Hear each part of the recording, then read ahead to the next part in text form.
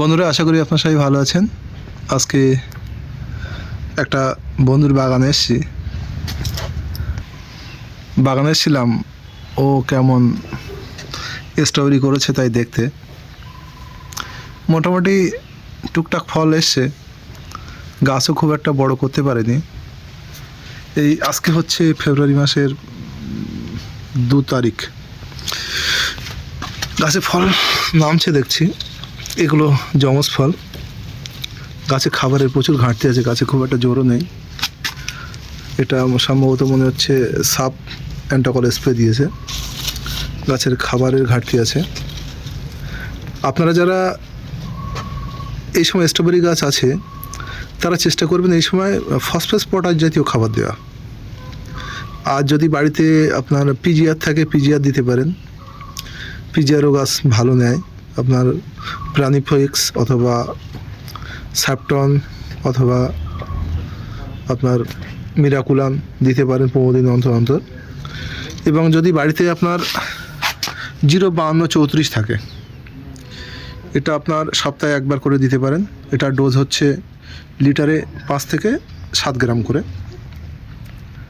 মানে এখন তো গাছে ফল নামছে, গাছে ফুলও আহামরি কিন্তু নেই, মানে অযত্নে অবহেলিত, মানে কোনো যত্ন ছাড়াই গাছগুলো হচ্ছে। গাছে 2-4টে করে ফল আছে এবং ফুল আসে। এই ফল দুটো দেখছি ভালো সাইজ হয়েছে। গাছে জলেরও ঘাটতি আছে। হ্যাঁ, আর স্ট্রবেরি গাছে প্রচুর জলের প্রয়োজন হয়। আপনার প্রত্যেক দিন জল থাক আর না, মানে গোড়া শুকোক বা না শুকোক, আপনারা জল দেবেন। মানে পাকা ফল চেনার উপায় একটা জিনিস বললেন, এই দেখেন এগুলো কিন্তু কালার হয়েছে কিন্তু পাকা ফল পাকেনি, কিন্তু পিছনটা সবুজ আছে। পাকা ফল চেনার উপায় হচ্ছে ফলটা পুরো লাল হয়ে যাবে, এই এই এই যে গোড়ার এই পাতাগুলো উপর দিকে উল্টো আকৃতি এরকম উঠে যাবে, ঠিক আছে। আর হচ্ছে দানা, যে এই দেখেন এখানে কটা লাল হচ্ছে, দেখেন এই দানাটা পুরো লাল হয়ে যাবে এবং একটা সুগন্ধি আসবে। এগুলো কিন্তু খাওয়ার জন্য উপযুক্ত হয়নি। গাছের ফলের পরিমাণ খুবই কম, অবহেলিত।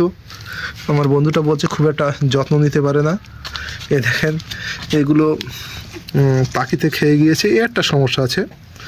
মানে কালার ফল তো পাখিরা খুব পছন্দ করে। আর আপনারা যাদের এরকম আছে চেষ্টা করবেন মানে নেট দিয়ে যদি গাছটাকে ঘেরার।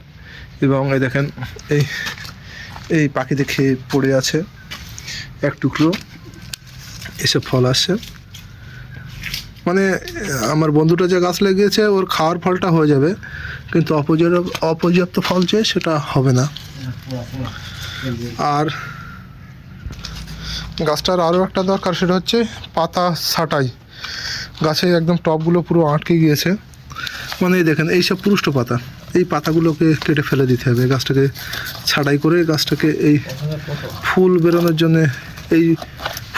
জন্য রেডি করে দিতে হবে। মানে গাছে এই দেখেন এই ভিতরে কিন্তু ফুল এসে গেছে, কিন্তু ফুলগুলো বেরোতে পারছে না। এই ফুলগুলো ভিতরে থাকলে পলিনেশন না হলে কিন্তু মিস হয়ে যাবে।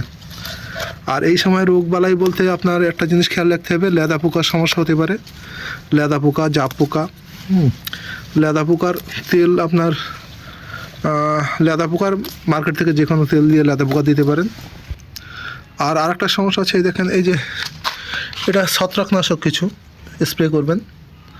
ছত্রাকনাশক বলতে গেলে ভ্যালোডামাইসিন বা প্ল্যান্টোমাইসিন অথবা আপনার হালকা ডোজের অ্যামিস্টন কিংবা অ্যামিস্টন টপ, এরকম ফাঙ্গিসাইডও দিতে পারেন।